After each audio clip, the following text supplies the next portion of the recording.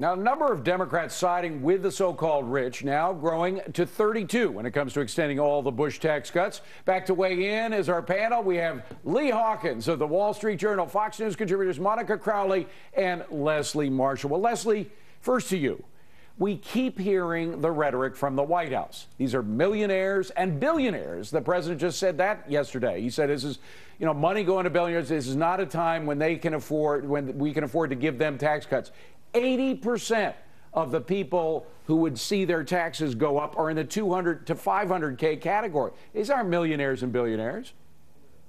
Well, that specific dollar amount, no. But, David, I'm still trying to get over the laughter being married to a doctor. If my husband could even touch $500,000 a year, we'd be, I don't know what year you're living in. Doctors don't make that now. Go see an HMO. They're starting at 75, 80K a year. True. Doctors aren't rich anymore, please. But again, Monica, the fact is the rhetoric coming out of the White House is very different from the facts that we've uncovered. The fact is 80% of those are not millionaires and billionaires, and many of these people are small business owners who don't live the rich life. They put all their money back into their small businesses. Right. That's where their money goes. No, this is class warfare straight up. This is less about economic policy than political posturing and political rhetoric.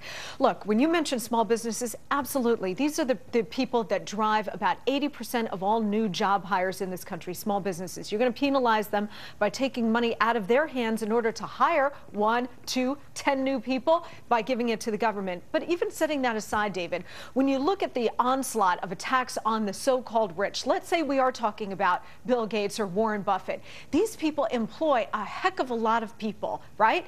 When you hit the rich like this, these are the folks who are more willing to take risks. Well, I don't mind those guys getting. I don't mind. David, I really don't mind those guys paying more personally. What I mind. Hold on a second. What I mind is the fact that the rhetoric that is being used is painting all these people. 80% of the people who fall into that category are below $1 million. Right. And these are folks who can't afford to hire anybody if they have to pay more taxes in this kind of environment. It's the vast majority of the entrepreneurs, the small businesses, the people that drive the innovation in this country and do the vast majority of the hiring. The rich too. And it's the president that had that sentiment where he said, I do think that at a certain point you've made enough money. And I think right there, what does that really say? And Monica, I'll give you one thing about the super rich, and Leslie, you can chime in on this.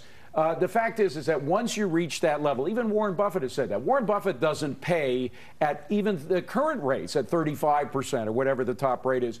He pays, 16, 70% because he makes all of his income on stocks and that sort of thing. Right. He says, I should pay more, and I think he should pay more. What about, Leslie, the idea getting rid of all those advantages that the super rich have that allows them to avoid paying the taxes that even the 200,000 category pay, getting rid of all of those deductions and just bringing down the rate or keeping the rate as it is? Well, that's not totally a bad idea. To whom much is given, much is expected. I like the haves taking care of the have-nots, but then people are going to call me a socialist. The problem that I have with this overall, David, is when you're talking to people out there out of work who've lost their homes, average Americans making 40, 45, 47,000 with two incomes, 250,000 plus is very rich. And the jobs weren't there. That's why we're where we are today. The economic money, the stimulus from that money is not there. These people were not spending and they were not hiring. So why should we give them more time not to hire and not to stimulate the economy? This is what gets me. Jobs, jobs, jobs. The president said it again yesterday. He says it every day that his #1 priority is jobs, as well he should say. But if he does anything to upset the apple cart, anything at all to discourage people who are in a position to hire because they're worried about the taxes go up, why do it? That's it. And this is what makes no sense. Does he really care about jobs, This is what makes no sense about this assault on small businesses and, frankly, the rich. Nobody has ever gotten a paycheck or a job from a poor man. It's the rich man, okay? And this was my point earlier, David, about the assault on not just small businesses, but the wealthy, because they're the most able to take the risks that will create jobs. But the fact is, I'm wondering what the top priority of the administration is. Is it genuinely to create more jobs, or, in fact, is it just to redistribute wealth? I mean, that seems to be number one. That's the concern. This whole mentality of redistribution of wealth is something that's going to backfire, because even the Democrats now, with 31 of them saying that they want to extend the Bush tax cuts, it's going to backfire on them. All right, last word from Lee with the active cell phones. Be sure to tune in, by the way, to Fox Business all next week for your special series. It is time for Buy, Sell, or Hold. We take the names and stories in the news. We treat them as if they're stocks. Would you buy them, sell them, or hold them? Well, it's getting tougher to find a place to smoke in New York City. Mayor Bloomberg announcing plans to ban smoking in parks, beaches, and other outdoor spaces, including the pedestrian mall in Times Square. So expanding the smoking ban. Are you a buy, sell, or hold on that? A cigar smoker, I don't think so. Yeah. At times, right? There you go. I didn't know you're a cigar smoker. We all know the evils of smoking, and nobody's condoning smoking, but this is the nanny state gone really manically crazy. This is outdoors, wind is blowing all over the place. This is completely unnecessary. It seems silly and unnecessary to me. Leslie, what do you think? Buy, sell, or hold? As a former smoker, I say buy. Secondhand smoke is very deadly, and there's enough pollution. But not outside, it's not deadly. I mean, at a beach, but you know, it's funny because Mayor Bloomberg, Leslie, is also a former smoker, and you know, they're always the strongest advocates of the other side when you switch.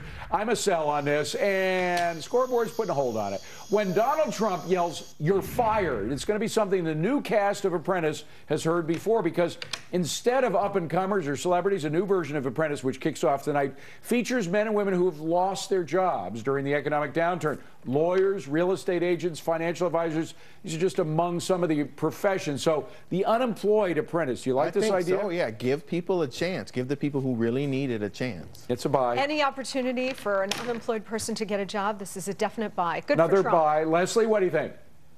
I say buy, but I think he should hire all of them. He certainly has the money to do so. That's true, he does. But I'm a buy in the concept, and Scoreboard is a buy as well. California gubernatorial candidate and former eBay executive Meg Whitman has now spent $119 million of her own money to fund her campaign. It's a new record. Whitman's going to face Jerry Brown on November 2nd. So Meg Whitman's donations, Leslie, because you're out in California, I'm going to go to you first. What do you think?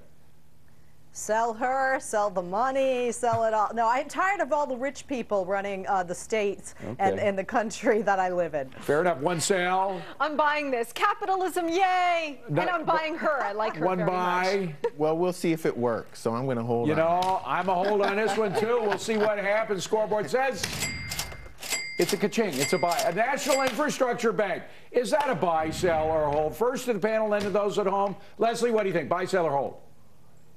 I didn't hear the question. The infrastructure so bank, buy, sell, or hold? Oh, actually, I'm going to buy it, take money from BP and create jobs. One buy. Wasn't the $1 trillion stimulus supposed to be for infrastructure? That's This just smacks of Banana Republic. We'll see if it helps us get more deals done. I don't know. Based on Fannie and Freddie and all these other ideas, I think it's